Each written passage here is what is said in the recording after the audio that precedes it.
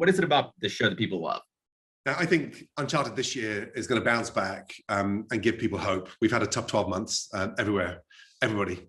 And this is going to bring some enlightenment, some fun, adventure, but more importantly, that level of knowledge into the screen that can give you desire, hope, ambition, and kick back and have some fun at the same time.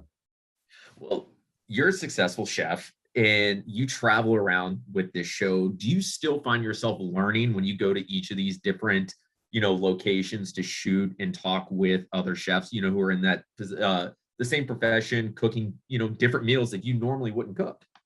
Yeah, no, I think the reason the show is so successful is because I want to become one of those chefs again. Everyone thinks you get to a level of success that you stop learning. And so it's like being a formidable coach, but you want to play in the playoffs, so you want to play in the Super Bowl, and you want to be in every cup final there is on the planet. That's me, that's my DNA. But then I think the secret for me is unearthing that talent.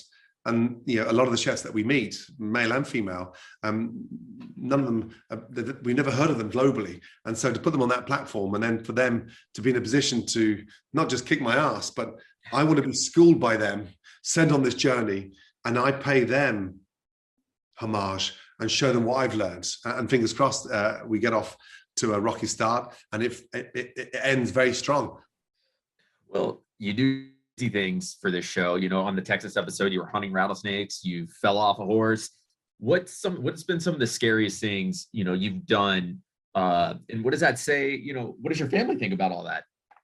Yeah, I mean, I don't really tell my family before I go, if I'm honest. I don't show them the sheet, and I don't know everything we're going to be doing beforehand. A lot of it's wild and sort of ad hoc.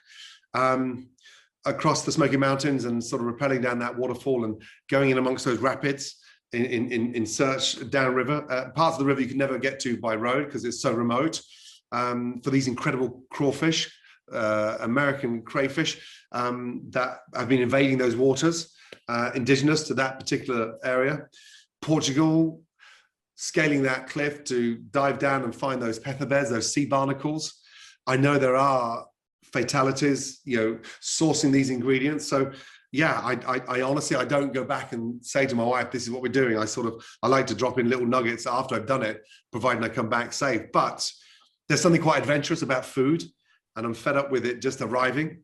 Going to the source gives you a completely much better feeling. And I have a very high moral compass, and I need to continue striving for their DNA and understanding, respecting their cultures. And in this ever-changing food chain and the commercialization of it, we need to remind ourselves how important it is with the DNA, the true DNA. Well, another thing you're really, really good at is you're always on your daughter Tilly's TikToks. How does she get you to dance? And what's that quality time like that you guys spend together learning all those moves?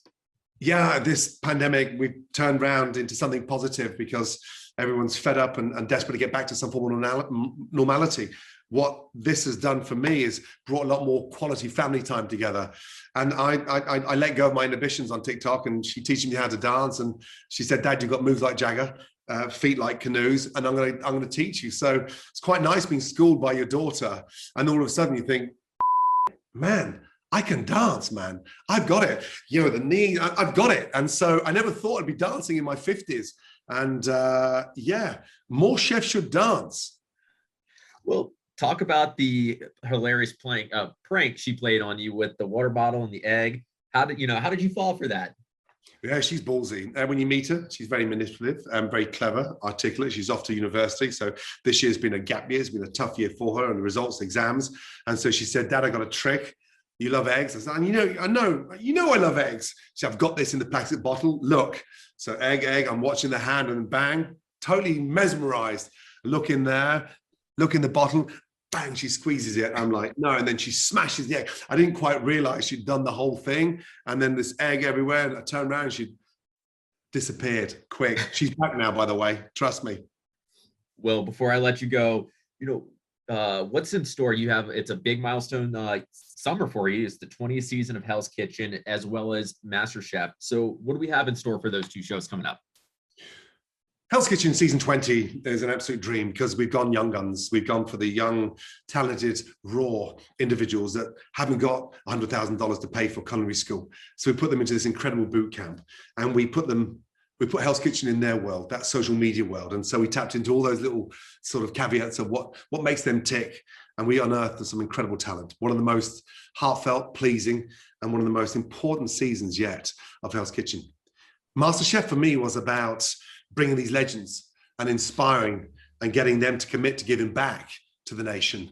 And whether it's the incredible Roy Choi, Nancy Silverton, Emeril Lagasse, the man who put Food Network on the map, the man who made food fun, sexy, and brought light to everyone's Thanksgiving dinner. So asking them to commit for me to get back to handing back their knowledge to this country was a great debt of honor. And it's lifted the spirits of those contestants. And you're going to see some talent again that it's going to shock you.